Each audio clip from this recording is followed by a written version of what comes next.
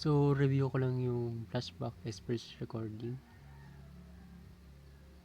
So, kapag binili mo to, in-upgrade mo, unlimited recording. Pero kapag hindi mo na ibili pa, hanggang 2 minutes lang yung recording. Records your screen. Medyo okay to sana to sa laptop ko. Kaso, 32-bit lang. Kaya nagkukos ng lag.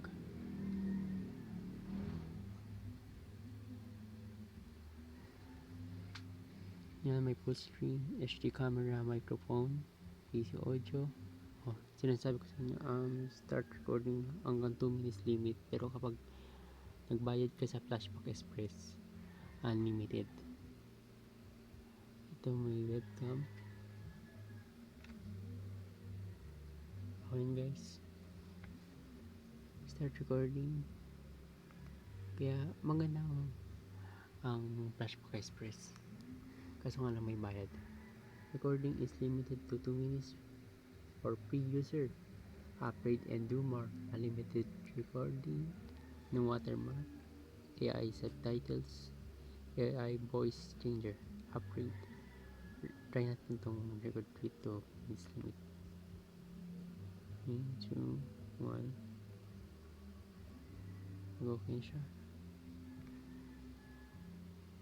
Pwede itong start plugin sa mga tutorials sa bago po sa YouTube.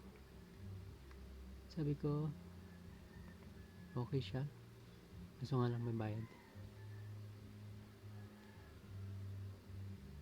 Try natin ulit para ako saan magbabayad. Start recording and upgrade.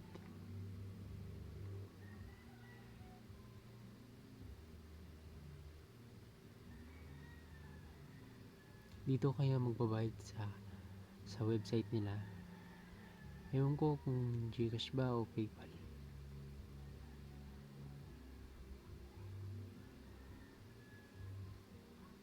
Buy Flashback Express recording. Express 6 and Pro 5 buyers get 50% discount.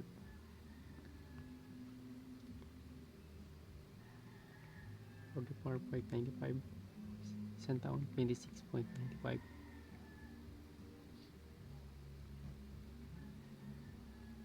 Try natin to, editing, para malaman kung saan magbabayad.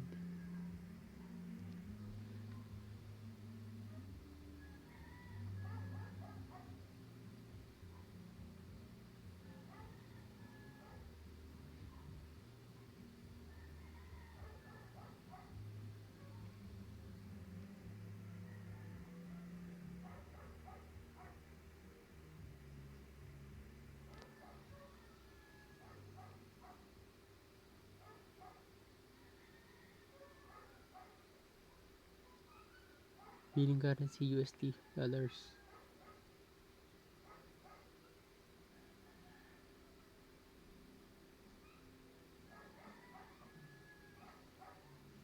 Walang Philippine peso.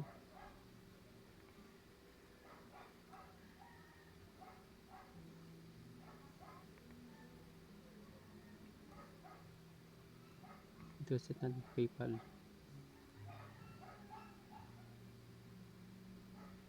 Yun, meron na sa PayPal. Kung mayroon kayo sa PayPal, pera sa PayPal. Hindi naman yun, no? Gcash bago send sa PayPal nyo.